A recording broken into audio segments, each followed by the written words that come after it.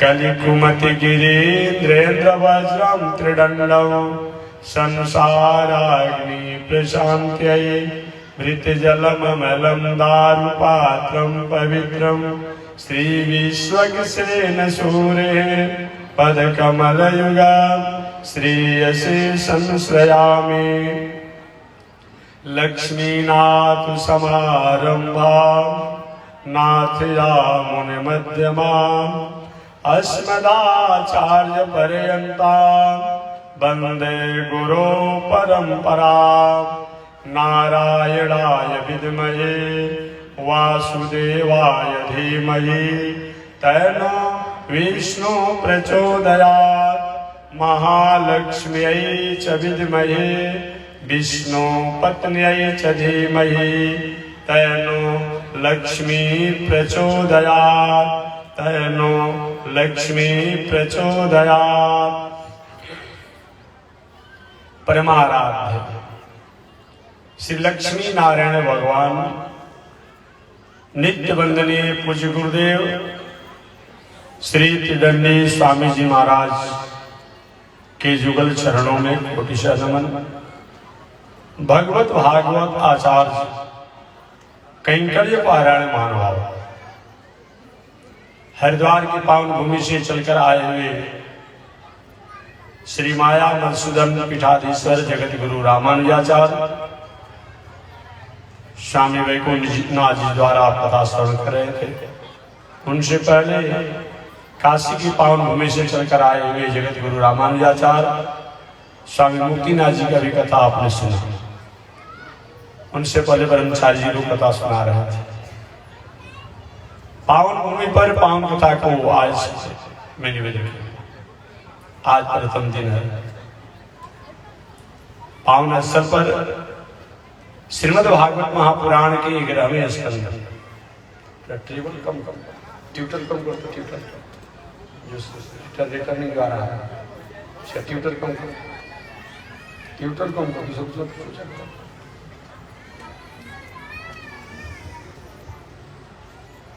श्रीमद् भागवत महापुराण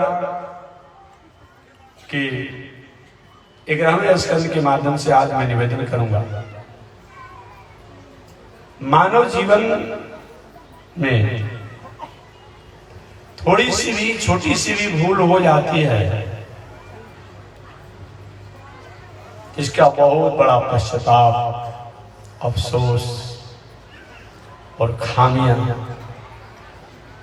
भोगना पड़ता है। जीवन में अगर संभव हो तो हम अच्छे कर्मों की तरफ प्रेरित हों। अच्छे कर्मों की तरफ प्रेरित होने का मौका नहीं मिलता, इसका मतलब मैं नहीं कर रहा हूं गलत काम कीजिएगा।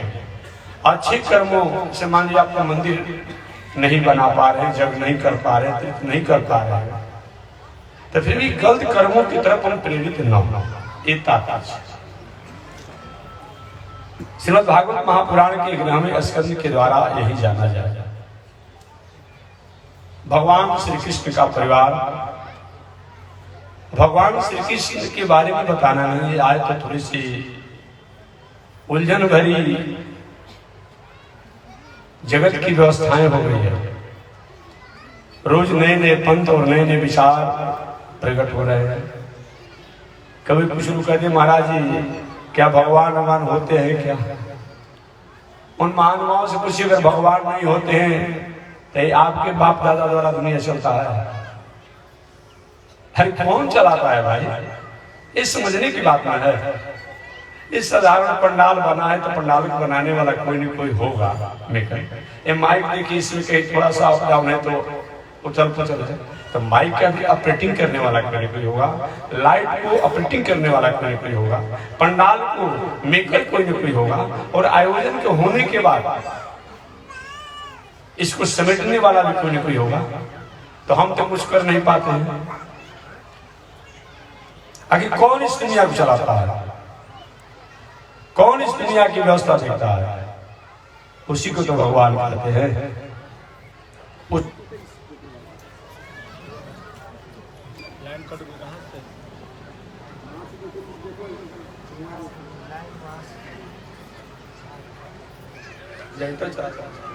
छोड़ी हो गया नारायण। चलिए तो होते रहेगा जीवन व्यवस्थाएं। इसी को हम लोग ईश्वर कहते हैं, परमात्मा कहते हैं, भगवान कहते हैं। भगवान श्री कृष्ण का परिवार बहुत बड़ा है, इतना विस्तार, इतना विशाल कि मत पूछिए। मैं तो यहां तक निवेदन करूंगा कि भगवान श्री कृष्ण के कुल खानदान परिवार के बालकों को पढ़ाने के लिए इतने आचार्य थे, इतने गुरुजन थे, गुरुदेव थे, 56 करोड़। आज तो हर जाति अपना गुरु बना रहा है, पुरोहित बना रहा है। कौन रोकने जा रहा है? काहे कोई रोकेगा? क्यों रोकेगा? क्या भगवान श्री कृष्ण पढ़े लिखे नहीं थे, विद्वान नहीं थे? राम जी पढ़े लिखे नहीं थे, विद्वान नहीं थे? आज एक लोगों को चौपाई कहां से याद कर लिया है लोग कि ब्रह्म जानाति, यही बोलता है लोग, ब्रह्म जानाति कि ब्राह्मण थोड़ा भी पढ़ा लिखा होता, वही व्याकरण ग्रामर। तो ब्रह्म जानाति इस विग्रह में ब्राह्मण शब्द ही नहीं बनेगा। शब्द तो व्याकरण बनाता है ना, ग्रामर बनाता है ना। अब जो जिसको जान लेगा वही हो जाएगा, ऐसे नहीं चलेगा। एक आज एक चल रहा है, भगवान श्री कृष्ण, भगवान श्री राम क्या ब्रह्म को जानते थे कि नहीं? अरे जानने के बाद छोड़ दिया जब भाई जी, स्वयं ब्रह्म थे। दोनों अवतारों में आपने देखा, चाहे वह राम अवतार हो, चाहे वह कृष्ण अवतार हो, संत के प्रति, ब्राह्मण के प्रति, ज्ञानियों के प्रति क्या उन लोगों का भाव रहा। भगवान श्री कृष्ण के परिवार के लोगों को पढ़ाने के लिए 56 करोड़ आचार्यों की नियुक्ति हुई थी। छोटा मोटा परिवार नहीं था। 10 लड़का पर एक आचार्य की नियुक्ति हुई थी। आज शायद सरकार की व्यवस्था है कि 40 लड़का पर एक मास्टर की व्यवस्था, ऐसे कुछ जो बहुत हमको पता नहीं है क्या व्यवस्था है, नहीं है 40 या 50 जो भी व्यवस्था है। उस समय समझिए, आज से उस समय की शिक्षा कितनी बड़ी एडवांस थी। आज सरकार बहुत शिक्षा पर ध्यान दे रही है, चाहे देश हो प्रदेश हो। तो 40-50 लड़का पर एक आचार्य और गुरुजन की व्यवस्था हो रही है, और उसमें 10 को लड़का पर एक आचार्य की नियुक्ति हुई थी। कितना बड़ा परिवार था भगवान श्री कृष्ण का। 56 करोड़ में 10 का गुणा कर दीजिएगा। इतने लोग तो भगवान श्री कृष्ण के यहाँ बैचलर थे, बैचलर। उतने ही बैचलर पार कर गए होंगे और उतने ही बैचलर में प्रवेश करने वाले होंगे। इतना बड़ा परिवार था। तो जहां तक धन की बात है, तो धन इतना था, जिंदगी भर खून पसीना एक करके जूता चप्पल समाप्त हो जाता है, टूट जाता है।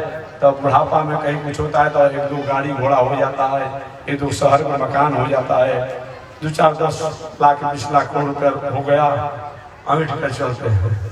अहंकार के बहुत बड़े धनी है। खून पसीना पूरा करके जीवन भर कमाया गया तो करोड़पति हम बन पाते हैं, और उसमें थोड़ी सी आनंद की, सुख की, शांति की नींद सोना चाहते हैं। चलिए भाई कहता बंटवारा कर दीजिए तब भोजन बनेगा, ना तो नहीं बनेगा। फिर जितनी ऊंचाई पर से चढ़े थे पुनः आके गिर गए। अभी कुछ ही समय खुशहाली के समय आने वाला था, परिवार पुनः बट गया, वही कोई स्थिति पहुंच गया। इतना बड़ा धन वैभव भगवान श्री कृष्ण के यहाँ था कि द्वारिकापुरी की छत से लेके, किवाड़ से लेके, दीवार से लेकर के, मकान से लेकर के, छत से लेकर के सब सोना से मढ़ा गया। स्वर्णमयी द्वारिकापुरी थी। 2 जगह स्वर्णमयीपुरी की व्याख्या आती है, एक लंकापुरी के बारे में आता है, एक द्वारिकापुरी के बारे में आता है। द्वारिकापुरी को भी स्वर्णमयीपुरी कहा गया है और लंकापुरी को भी स्वर्णमयीपुरी कहा गया है। तो धन कितना था जब आप पता लगा सकते हैं, अनुमान करेंगे। स्वर्णमयी द्वारिकापुरी, इतना बड़ा परिवार, बल की यहां तक बात करें,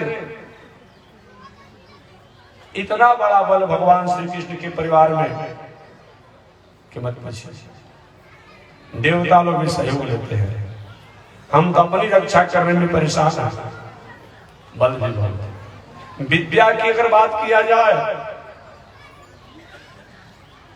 तो भगवान श्री कृष्ण और भगवान श्री कृष्ण के परिवार में इतना बड़ा विद्या और इतने बड़े विद्वान भगवान श्री कृष्ण थे। आज पूरी दुनिया भगवान श्री कृष्ण की गाई हुई, कही हुई गीता पर हजारों हजारों टीकाएं लिखी जा रही है, फिर भी एक कोई तय नहीं कर पाता है कि इतना ही अर्थ होगा और यही अर्थ होगा। क्या वैदुष्य की महिमा है। विद्या की कमी नहीं, बल की कमी नहीं, धन की कमी नहीं, परिवार की कमी नहीं, पद और प्रतिष्ठा की भी कमी नहीं है। कई ब्रह्मा देवराज इंद्र ऐसे लोग आते हैं द्वारिकापुरी में तो कोई गलती न हो जाए ये विचार करके हिसाब में आते हैं, हिसाब में चले जाते हैं। बहुत बड़ा वैभव है, परिवार में किसी चीज की कमी नहीं है। देखिए भगवान की कृपा से, ईश्वर की कृपा से अगर आपके पास धन बढ़ रहा हो, बल बढ़ रहा हो, पद बढ़ रहा हो, बुद्धि और विवेक से संरक्षण नहीं हो पाया, इसका बहुत बड़ा परिणाम और विस्फोट भगवान श्री कृष्ण के परिवार में है। कभी कभी भगवान श्री कृष्ण की क्या उलाहनाएं आ जाती थी। हे द्वारिकाधीश, आपके पुत्रों द्वारा, आपके पुत्रों द्वारा, आपके प्रपुत्रों द्वारा संत वचन पंडाल है। उसी प्रकार भगवान श्री कृष्ण की सभा का नाम सुधर्मा नाम की सभा। सुधर्मा नाम की सभा में भगवान श्री कृष्ण अपने परिवार के लोगों को बुलाए, उसमें बूढ़े बुजुर्गों को भी बुलाया गया, बालकों को बुलाया गया, युवकों को भी बुलाया गया। भगवान संबोधित करने लगे, हे महानुभाव, जीवन में धन हो जाए, जीवन में बल हो जाए, जीवन में पद हो जाए, जीवन में वैभव हो जाए, जीवन में ऐश्वर्य हो जाए, और इसका उपयोग अगर विवेक से नहीं करते हैं, बुद्धि से नहीं करते हैं, तो वह धन, वह बल, वह पद, वह वैभव अनर्थ करा देता है। भगवान ने कहा द्वारिकापुरी में धन की कमी नहीं है, द्वारिकापुरी में बल की कमी नहीं है, द्वारिकापुरी में वैभव की कमी नहीं है, द्वारिकापुरी में विद्या की कमी नहीं है, ऐश्वर्य की कमी नहीं है, लेकिन द्वारिकापुरी के लोग थोड़े से अपने स्वरूप को समझने में चंचल हो जाते हैं। याद रखिए भगवान कहते हैं, अगर कहीं मेरा परिवार और अपना परिवार होने के बाद भी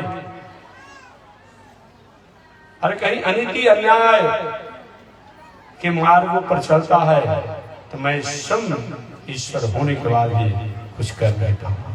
अच्छा ही बताइए, न्यायाधीश जी हूँ, न्यायाधीश जी का बेटा बेटी या परिवार कोई किसी प्रकार के आरोप होगा तो क्या करेंगे न्यायाधीश? कम के लिए नियम करना ही होगा।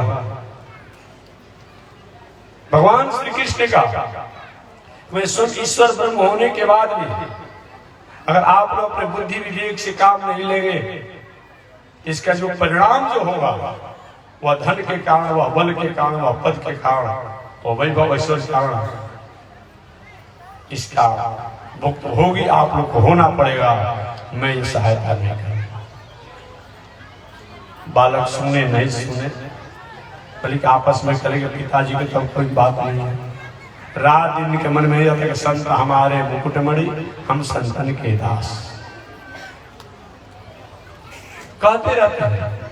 एक बात और मैं निवेदन करूंगा, देखिए घर परिवार के लोगों के साथ और उनको सलाह दीजिए, सब कुछ कीजिए, जब तक आपके सलाह का आदर हो और आपकी सलाह को हंसी में लोग उड़ा देता हो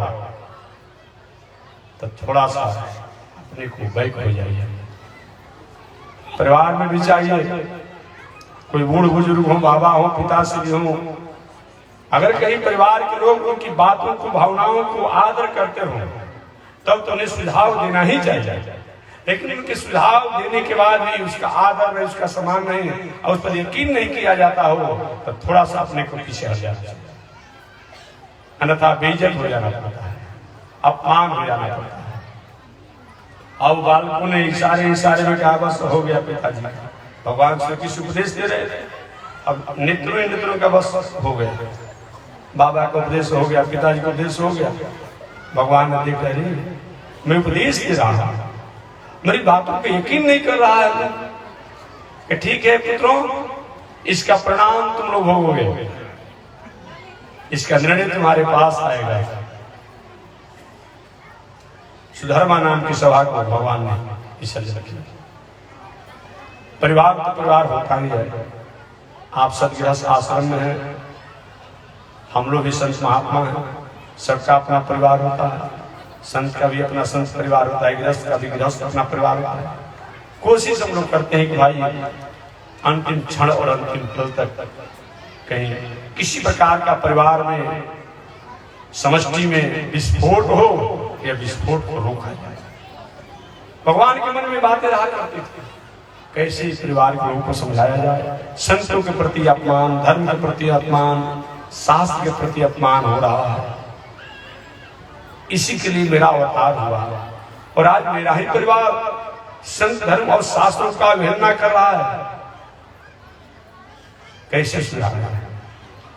और इसका मुख्य कारण भी है, कभी भी संत के प्रति, शास्त्र के प्रति, संस्कृति के प्रति, धर्म के प्रति कई बार उलझन और उलझनाएं हमारे जीवन में कहीं भटकाव की स्थितियां आती है तो उस पर हमारा एक कारण भोजन छाजन भी होता है, पहनावा भी होता है, रहन सहन भी होता है। इसका बहुत बड़ा प्रभाव होता है। पहनावा का भी प्रभाव होता है, रहन सहन का भी प्रभाव होता है, भोजन छाजन का भी प्रभाव होता है। क्योंकि लोग पूछता है कि महाराज पहनावा से क्या लेना देना है। नहीं, बहुत बड़ा पहनावा का होता है। आपने बड़े बड़े संत महात्माओं को देखा, कहीं न कहीं भ्रमित हो गए। विश्वामित्र बाबा का नाम सुना होगा, बक्सर के बहुत उच्च कोटि के संत थे, उच्च कोटि के संत थे।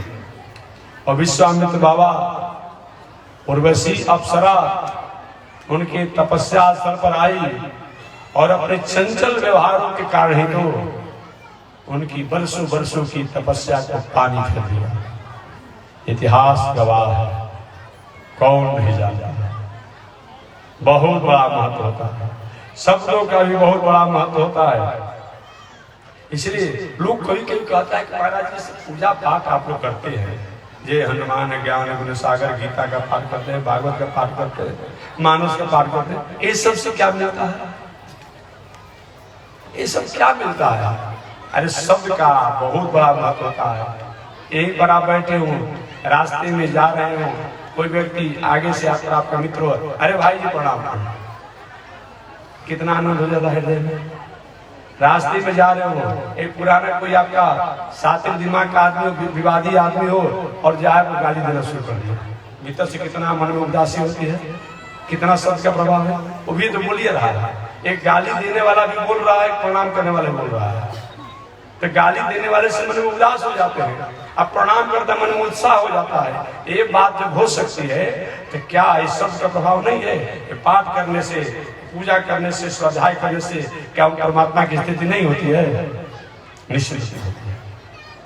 इसलिए बहुत बड़ा महत्व बताया गया है शब्द का। शब्द गुण ब्रह्म जो है बहुत बड़ा है, इसका बहुत बड़ा प्रभाव भी होता है। इसलिए पहनावा का भी बहुत बड़ा महत्व है, बोल चाल का भी बहुत बड़ा महत्व है, रहन सहन का भी बहुत बड़ा महत्व है और खान पान का भी बहुत बड़ा महत्व है। अभी नवरात्र का समय आने वाला है, लेकिन कुछ नहीं मिलता। एक दो बार कुछ महानुभावों द्वारा कहा जाता है, महाराज जी ये बताइए खान पान रहन सहन से क्या मतलब है? क्या इससे परमात्मा ईश्वर देवता प्रसन्न होते हैं? हम आपसे निवेदन करना चाहेंगे, देवता की बात छोड़ दीजिए, ईश्वर की बात छोड़ दीजिए, मुक्ति की बात छोड़ दीजिए, स्वर्ग की बात छोड़ दीजिए, पुण्य की बात भी छोड़ दीजिए। ऐसे ही अभी नवरात्र आ रहा है ना, आप इस बार भाई कम से कम में प्रथम दिन और अंतिम दिन तो रहना ही है। कितने भीतर से उत्साह आपके मन में होता है। छठ का समय जब आता है तो देखेंगे लोग कितने, हमको इस बार छठ व्रत करना है। कुछ नहीं, देवता होते हैं कि नहीं होते हैं, देते हैं कि नहीं देते हैं, लाभ होता है कि नहीं होता है, ये तो बात है। लेकिन सात्विक कर्म को करने से, सात्विक आहार व्यवहार और रहने से कितनी बड़ी भीतर से विश्वास मिलता है, कितना बड़ा आनंद होता है। यही कब मिलना है? स्वच्छता, शांति, प्रेम, आनंद ईश्वर का प्रतीक है। हमारे भीतर आनंद की तरंगे आ रही है, शांति की तरंगे आ रही है, प्रेम का तरंग आ रहा है। ये भी क्या ईश्वर की ही सत्ता है। ईश्वर माने केवल राम कृष्ण ही नहीं होते हैं। ईश्वर माने हमारे जीवन में जो सादगी के द्वारा आनंद की अनुभूति होती है वो अब ईश्वर का ही स्वरूप है। जैसे भारत देश हमारा है और भारत देश में 3.5 अक्षर का भी और भारतीय देश है, अब इसका प्रतीक है। और भारत 3.5 अक्षर का जो देश है उसका तिरंगा झंडा भी भारत देश का ही प्रतीक है। तो जैसे तिरंगा पूरे देश का प्रतीक हो सकता है, जैसे 3.5 अक्षर का जो है पूरे इतना विशाल राष्ट्र का प्रतीक हो सकता है, तो क्या वह सात्विक हमारा संदेश, हमारा रहन सहन और सब ये प्रतीक नहीं ईश्वर का हो सकता है। ये बात जान करके भी हमें सत्य पथ पर रहना चाहिए। भगवान श्री कृष्ण ने अपने परिवार के लोगों को समझाया, बेटा खान पान में थोड़ी सी आप लोग की चंचल हो गया है, इस पर विचार करो, अन्यथा बहुत बड़ा इसका परिणाम अच्छा नहीं होगा। परिवार के लोग माने कुछ नहीं माने। एक दिन कुछ परिवार के लोगों ने खान पान में चंचलता कर दिया और संत महात्माओं को अपमान किया। भगवान सोचे कैसे समझाया जाए। एक दिन भगवान कुछ नटखट स्वभाव वाले, चंचल स्वभाव वाले, उदंड स्वभाव वाले बच्चों को लेकर के और द्वारिकापुरी से अलग गए और अलग जाकर के एक वृक्ष के नीचे भगवान बैठ गए। बच्चों से के बच्चों जाओ घूम फिर के आ जाना। अब बालक घूमने लगे, देखने लगे। जाते जाते एक घनघोर जंगल में गए बालक और वहां जाकर के एक कुआं देखा। उस कुआं में एक गिरगिट गिरा हुआ था। कुएं की गहराई तो बहुत कम थी। बालक उस गिरगिट को निकालना चाहा, निकल रहे। दौड़ते दौड़ते भगवान श्री कृष्ण के पास आए, जहां भगवान श्री कृष्ण वृक्ष के नीचे बैठे थे। कहा कि प्रभु एक गिरगिट कुआं में गिरा हुआ है, निकलना चाहता है, निकल नहीं पा रहा है, निकाल दीजिए। भगवान आए और जो कुएं में हाथ प्रवेश किए, गिरगिट उछल करके भगवान के हाथों पर चढ़ गया। वो भगवान के शरीरों के स्पर्श होते ही वह देवता के रूप में हो गया। भगवान ने कहा, रे भले आदमी, अभी तुम गिरगिट के रूप में था और अभी देव स्वरूप हो गया, क्या तुम्हारा परिचय है? ऐसे माया से क्यों प्रभावित कर रहे हो? कौन हो तुम? मुझे महाराज मेरा परिचय, देखिए अहंकारी आदमी जो होता है ना, कहीं भी रहेगा ना, अपने अहंकार की बदबू वहां कही देगा। अरे भगवान कुछ तो सीधी सीधी इसको बता देना चाहिए। महाराज मेरा परिचय आप पूछते हैं क्या? मुझको आप नहीं जानते हैं? आप भी मेरे कुल खानदान के हैं। उस गिरगिट ने कहा, अब तो देवता को बना लिया ना, आप ही मेरे कुल खानदान के हैं। अच्छा, तो क्या आपका परिचय है? कि मेरा नाम है राजा नहुष। मेरा नाम राजा निर्घ, नहुष नहीं, मेरा नाम है राजा निर्घ। अच्छा, अरे महाराज आप ही राजा निर्घ हैं? हाँ हाँ मैं ही निर्घ हूं। शायद आपने सुना होगा, आकाश के तारों को कोई गिन सकता है, बालू के कणों को गिन सकता है, जल के बूंदों को गिन सकता है, लेकिन मैंने इतनी गायों का दान किया, इतनी गायों का दान किया है जो इसकी गिनती नहीं की जा सकती है। भगवान ने कितने बड़े आप दानी होकर के और मर करके गिरगिट हुए, ऐसे कैसे होता है? भगवान को हो सकता है कहीं दूसरे की गाय या दूसरे को दान दे दिए हो, आज होता है गांव में जितना झगड़ा हूँ, बांस हो या पेड़ हो, तो जब पूजा पाठ उसी में दान दे दिया जाता है। ऐसा कभी काम मत कीजिएगा। जो अपना जो बिना विवाद का वही दान पुण्य कीजिए, ना तो यहाँ भी विवाद वहां भी विवाद रहेगा। ऐसा मत कीजिए, कभी विवाद के वस्तु को दान मत दीजिए, अपना जो हो वही दीजिए। और कुछ लोग क्या करते हैं, अब 10,000 रुपया का बेईमानी किया, अब जुआ खेला 10,000 रुपया का, तो मैं 100 रुपया दान कर देगा। ऐसा दान का मतलब नहीं है। हमेशा एक बात में याद दिलाते रहता हूँ। मैं था कैमूर प्रदेश में, कैमूर जिला में था। एक बार महोदय जी ने हमसे पूछा कि महाराज जी आपसे बात करना है। बोलिए क्या कहना है? क्योंकि मुझको इच्छा है कि मंदिर बनाने के लिए, बनाइए, मेरी मंगल कामना है। लेकिन नहीं, मेरी अगली बात तो सुन लीजिए। बोलिए।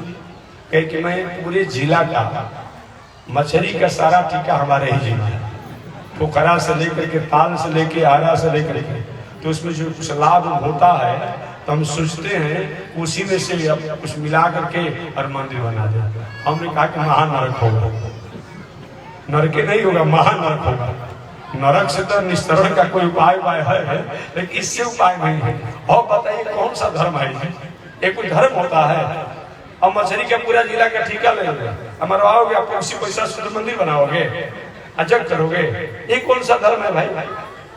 अब पूरे जिला के शराब का ठेका रहेगा, अब उसको बेच कर पैसा का दान तुम करोगे?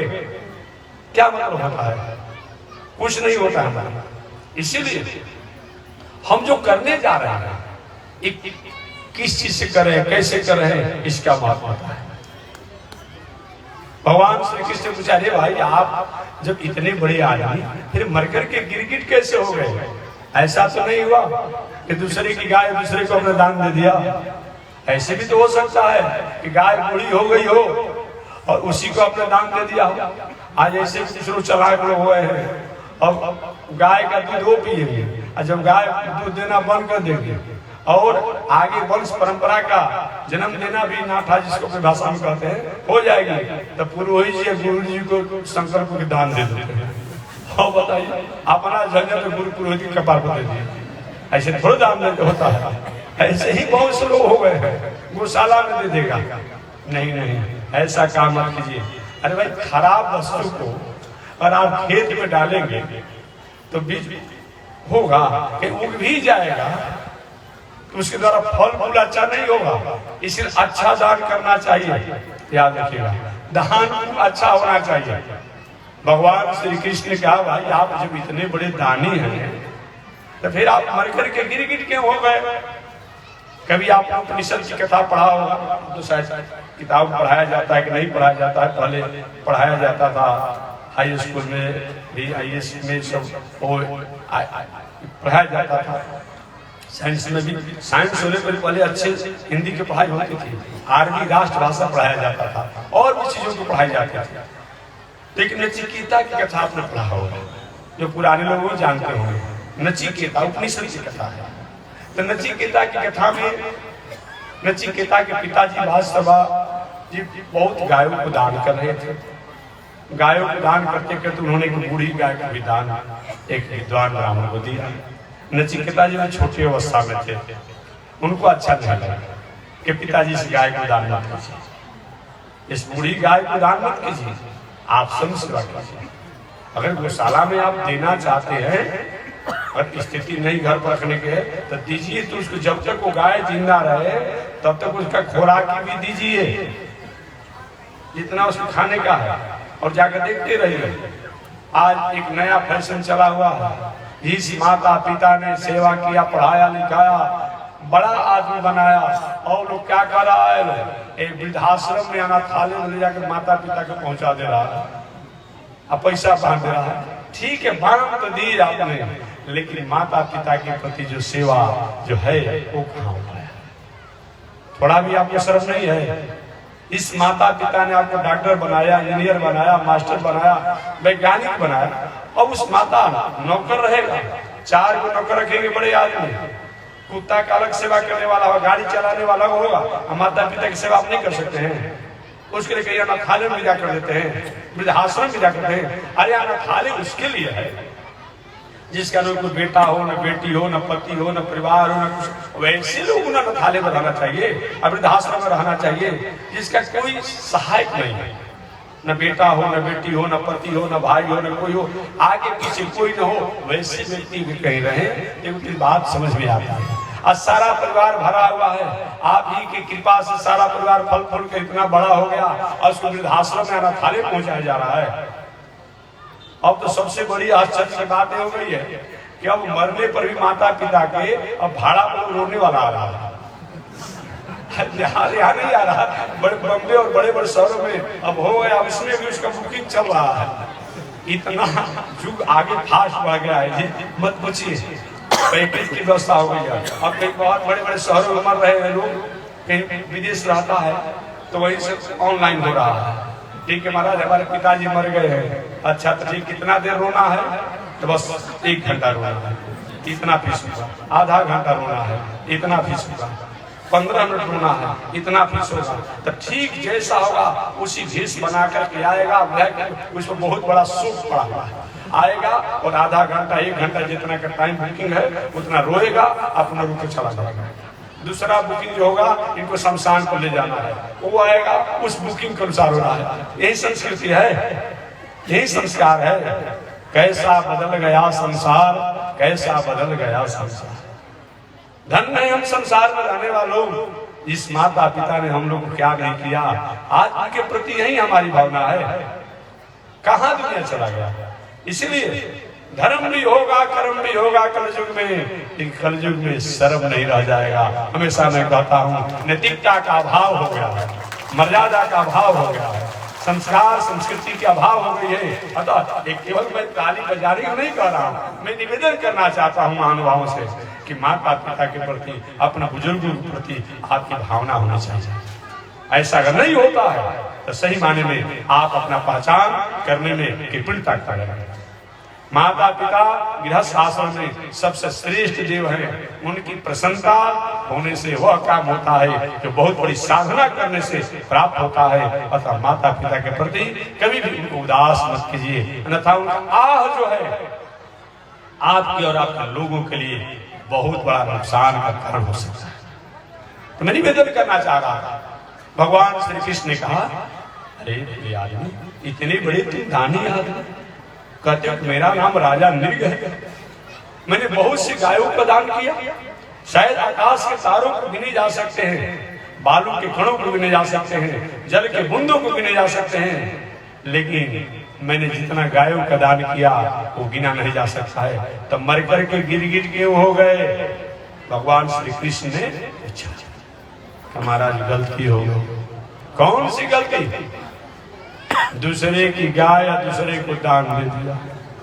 आज तो बाबा दादा स्कूल में, मठ में, अनाथालय में, गौशाला में जमीन दिए थे, नाती केस लड़ करके दखल कर रहा है।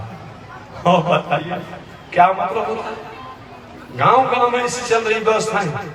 बाप दादा ने दिया था, आज उनके नाती परनाती के ठीक है, और क्या कह रहे लोग, ठीक है दान देते, लिखा पढ़ी नहीं हुआ था। अरे दिए थे ना, लिखा पढ़ी हो या ना हो, ऐसा अगर कार्य हो रहा है, याद रखिए, सदत्ताम्मा परदत्ताम्मा ब्रह्मवृत्ति हरे तुझा हष्टि वर्ष सहस्त्राणी विष्टायाम जायते। स्वदत्ताम्मा अपना दिया, परदत्ताम्मा दूसरे का दिया, ब्रह्मवृत्ति हरे तुझा, या ब्रह्मवृत्ति माने केवल ब्राह्मण की वृत्ति नहीं होता है, ब्रह्मवृत्ति माने पंचायती संपत्ति, स्कूल, अस्पताल, अनाथालय, गौशाला, मठ, मंदिर इत्यादि ऐसे वृत्तियों को जो अपहरण करता है, हरण करता है, रख लेता है, तो हष्टि वर्ष सहस्त्राणी, वह 60,000 वर्षों तक पैखाना का कृमि। एक बात और मैं बता दूं, हो सकता है हलाहल भीखों को खाने से कहीं अच्छे डॉक्टर मिल जाए, अच्छा औषधि का उपचार हो जाए, कहीं हम रिकवरी हो सकते हैं, कहीं स्वस्थ हो सकते हैं, लेकिन पंचायती संपत्ति को, ब्रह्मवृत्ति की संपत्ति को हरण करके परिवार उसी तरह से विनाश को प्राप्त करता है जैसे शरीर पर कहीं तेजाब गिर जाए तो गल गल करके धीरे धीरे शरीर समाप्त होता है। पता नहीं चलेगा, लेकिन संशय समाप्त हो जाएगा। तो मेरा इसीलिए मैं एक सलाह देते रहता हूं हमेशा। देखिए वर्तमान समय में कोई मंदिर न बना रहे, अच्छी बात है। अब मंदिर बनाए तो पूरे परिवार से एक अलग लिखा पढ़ी अलग कर दे। यानी कि आपने दान पुण्य में बाधाएं होती है कि कुछ बाधाएं होती है, वृद्ध वर्ग होते हैं कि क्या मंदिर बना दिया, 2 4 5 बिया निकाल दिया, अब यही मरे और 5वें बरस से बंटवारा करके रख लगा। बहुत से गाँव में मैं नाम नहीं रखूंगा क्योंकि समाज में और माइक से नाम गाँव का रखने की आवश्यकता नहीं है कि गाँव गाँव में चल रहा है। ऐसा नहीं होना चाहिए। अगर मंदिर बनाए तो उसे पुनः लेने की बात मत सोचे। ये उसी तरह से है जैसे कि दे करके लेने का मतलब है कोई बमन किया हुआ बमन को पुनः भोजन कर ले, एक हाल है, अजय हो रहा है। याद रखिए कभी भी ऐसा नहीं होना। भगवान श्री कृष्ण शिव देव रूप में जो पहले गिरगिट था, देवता रूप में जो गए, महाराज मेरे द्वारा गलती हो गई, मेरे द्वारा गलती हुआ, मैं गायों का दान कर रहा था, उन गायों के दान में मैंने गलती से दूसरे की गाय दान कर दिया। अच्छा, एक ऐसी घटना हुई। पूरा घटना को उस देव स्वरूप ने बताया, पहले गिरगिट ने बताया, महाराज मैं गायों का दान कर रहा था, दान करते करते एक ब्राह्मण देवता विद्वान थे, उनकी गाय भागती हुई आई, मेरे दान करने वाले गायों की झुंड में भी आ गई। मैं समझा कि मेरी ही गाय है और मैंने उस गाय को भी दान कर दिया।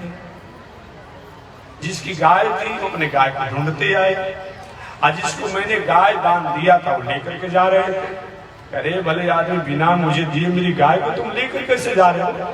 अरे क्या बात करते हैं, ये गाय हमने राजा ने दिया है, आप कौन होते रोकने वाले? अरे मेरी गायों को राजा दान देने वाला होता कौन है? दोनों में टकराहट हो गई। जिसकी गाय थी आज गलती से दूसरे गाय को दान दे दिया था।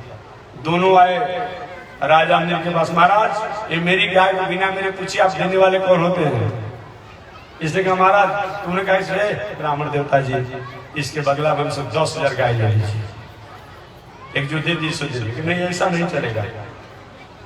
वो ब्राह्मण 2 प्रकार के होते हैं, एक ब्राह्मण होते जाचक, एक ब्राह्मण अजाचक, दोनों पवित्र हैं। जाचक का मतलब जो अपने पूजा पाठ धर्म कर्म करके जो कुछ रुपया पैसा दान दक्षिणा मिले उसे अपने और अपने परिवार का भरण पोषण करे, ये जाचक है। एक अजाचक जो अपने खेती व्यापार नौकरी द्वारा जो रुपया कमाते हैं उसी से भरण पोषण अपने अपने परिवार का करते हैं, वे किसी प्रकार के पूजा पाठ इत्यादि द्वारा इस आमदनी और ऐसा नहीं करते, वो अजाचक है। दोनों श्रेष्ठ हैं, दोनों पवित्र हैं, दोनों के बारे में आदर है। तो वही एक अजाचक होगा, क्योंकि नहीं ऐसा नहीं होगा मैं अपनी गाय लूंगा, मैं अपना गाय लूंगा, मैं दूसरे का नहीं लूंगा। तब जिसको गाय दान दिए थे उनसे कहे ब्राह्मण देवता इस गाय को छोड़ दीजिए, इनकी गाय है और इसके बदला में हमसे आप 10 गाय लेंगे। लेकिन नहीं नहीं, जो संकल्प करके आपने जो गाय दान दिया है ना, तो लूंगा तो वही लूंगा तो नहीं लूंगा। कभी कभी ऐसा समस्या आ जाते हैं ना, वो कहे कि मैं अपनी गाय लूंगा दूसरा नहीं लूंगा, जो गाय आपने दान में दिया वही मैं लूंगा। समस्या का समाधान नहीं हुआ, थोड़ी सी राजा भी शायद क्षमा मांग लेते, अच्छा आप ही निर्णय कीजिए तो हो सकता समाधान हो। आपने भगवान श्री राम कथा सुना है ना, अभी रामनवमी आने वाली है 30 अप्रैल से ना, 30 अप्रैल से रामनवमी आने वाली है। आज दुनिया में राम जी को लोग जानते हैं, क्यों जानते हैं? न्यायाधीश हो तो राम जैसा हो, मर्यादा का पालन करने वाला हो तो राम जैसा हो, और एक नारी ब्रह्मचारी नियम पालन करने वाला हो तो राम जैसा होना चाहिए। सीता जी के बाद पुनः भगवान ने दूसरा विवाह नहीं किया। न्यायाधीश हो तो राम जैसा, अरे राजा हो तो राम जैसा, पुत्र हो तो राम जैसा, स्वामी हो तो राम जैसा, और आचार्य निष्ठ हो तो राम जैसा।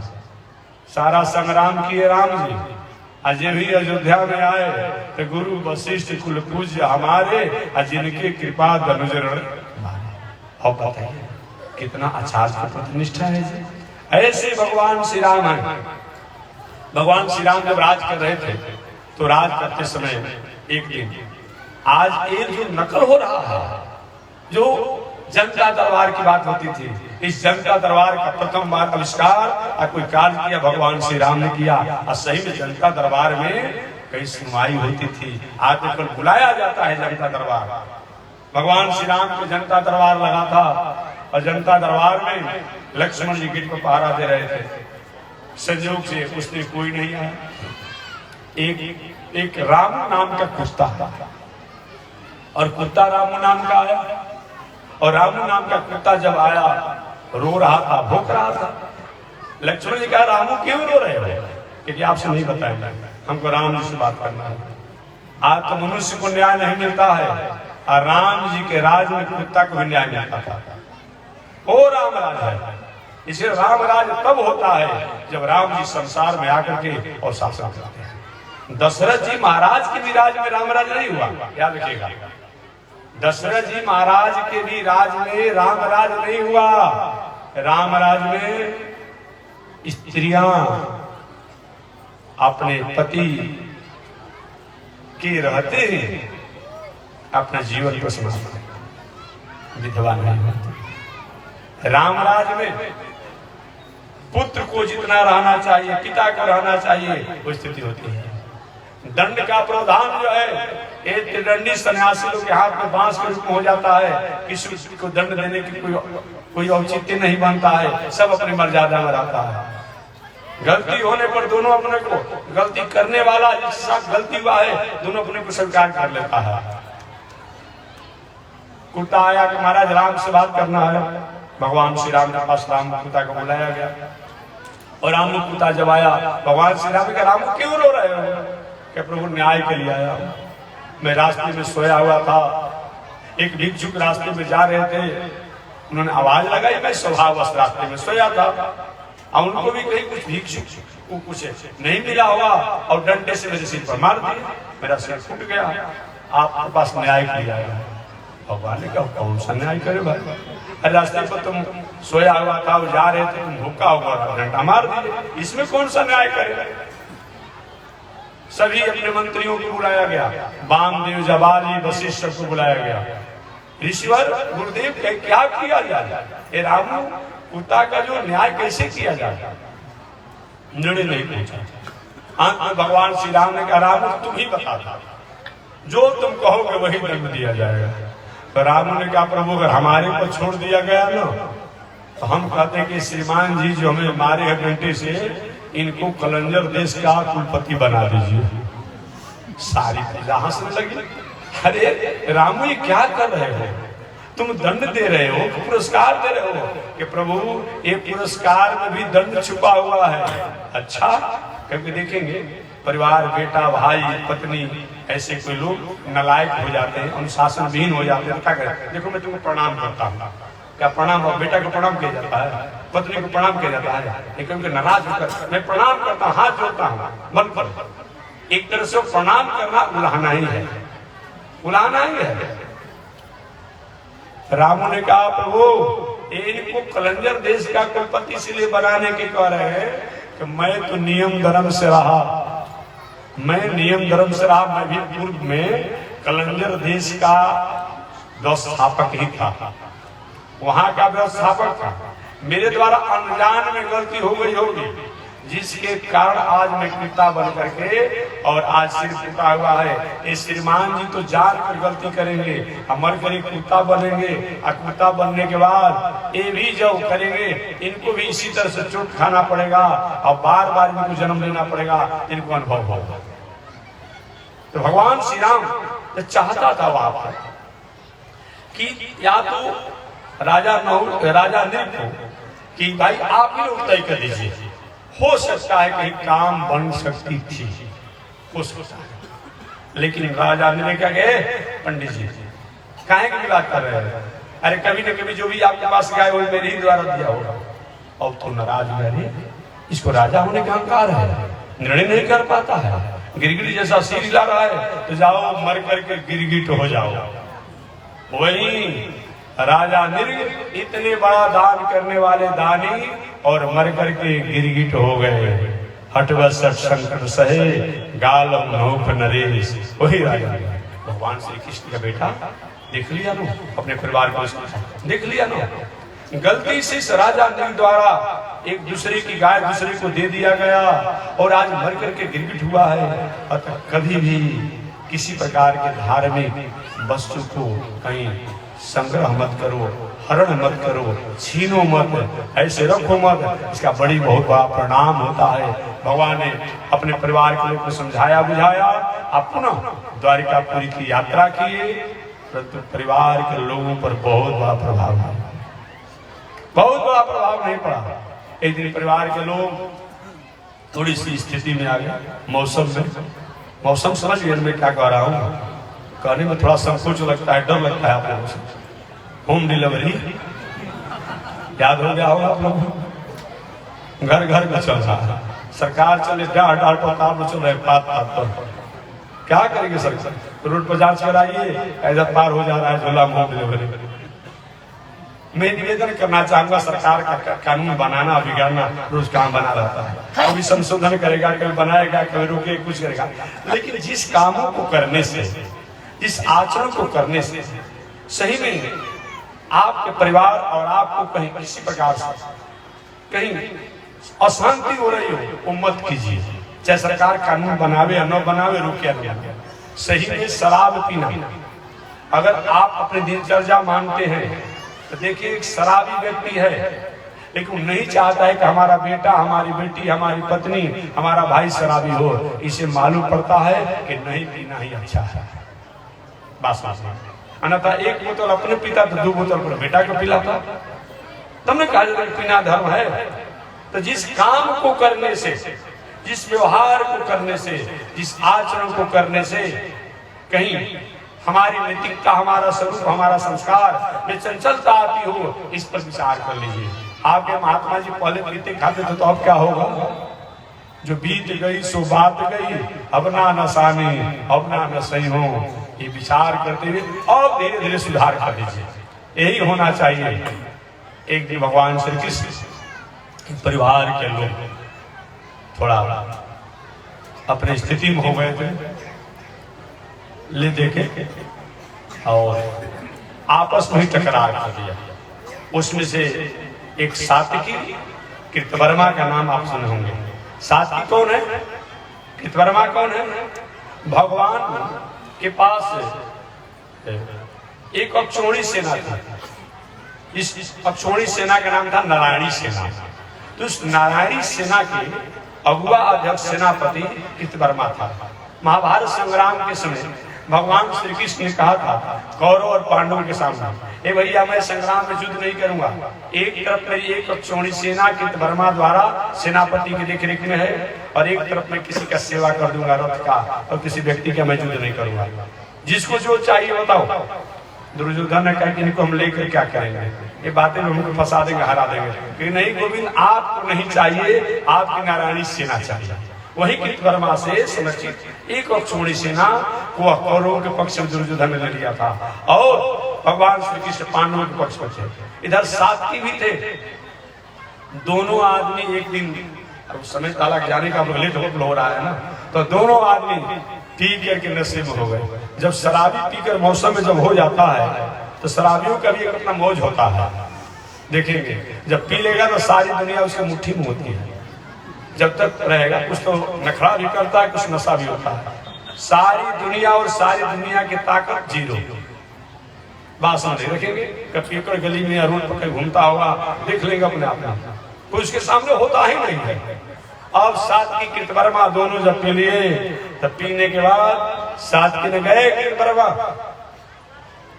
कौरवों द्वारा जो भी किया गया महाभारत में न्याय, उसको जुग जुग तक वह घृणा के पात्र है, उनको कभी भूला नहीं जा सकता है।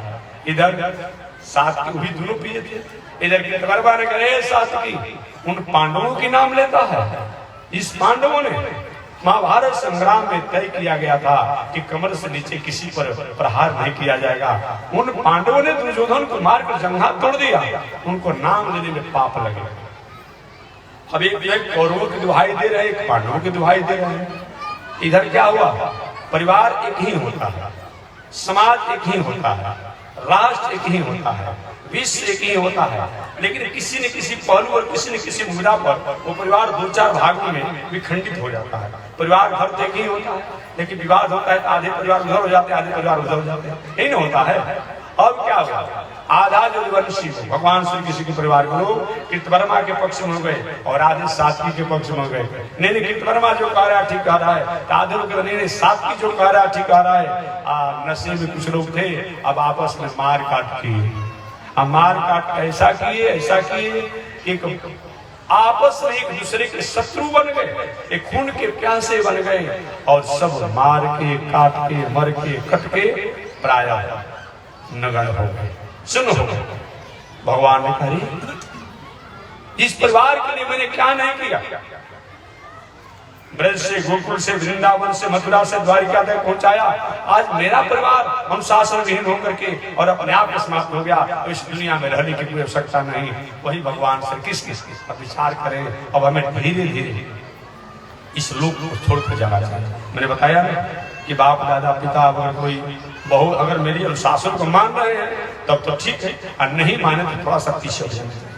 भगवान श्री कृष्ण सोचे अब ये लोग चले जाए तो अच्छा रहेगा, अब ऐसे लोग रहने की आवश्यकता नहीं है, न तो समाज में और शास्त्र में लोग का अपवाद होगा।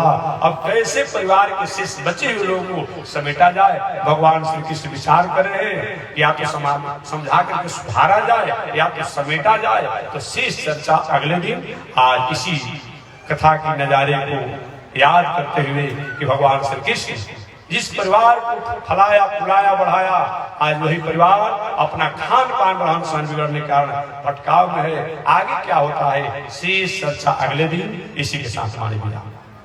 श्रीमन नारायण लक्ष्मी नारायण, श्रीमन नारायण लक्ष्मी नारायण, श्रीमन नारायण नारायण नारायण, श्रीमन नारायण नारायण नारायण।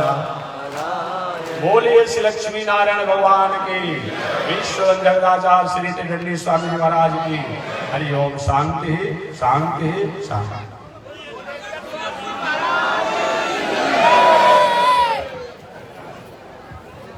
ओम चंद्रमा मनसो जातः चक्षु सूर्यो अजायत, श्रोत्राद्वायुष प्राण सुमुखादग्नि अजायत, श्रीसुते लक्ष्मी शवत्र्या बहुरात्रि पार्श्वे नक्षत्राणि रूपमस्मिनो व्यातम्, ईश्वरेखाड़ा मोमयी घाड़ सर्वलोकं मयि घाड़, कासायं यज्ञसूत्रम् शुचिवपुषि तदा चौर्वपुण्यं सवाले, यस्यास्ते दक्षस्ते कलिकुमतिगिरीन्द्रेन्द्रवत्रं त्रिदण्डं, संसाराग्नि प्रशान्तये मृतजलममलं दारुपात्रं पवित्रं, श्रीविश्वक्सेन सूर्ये पदकमलयुगं श्रेयसे संश्रयामि।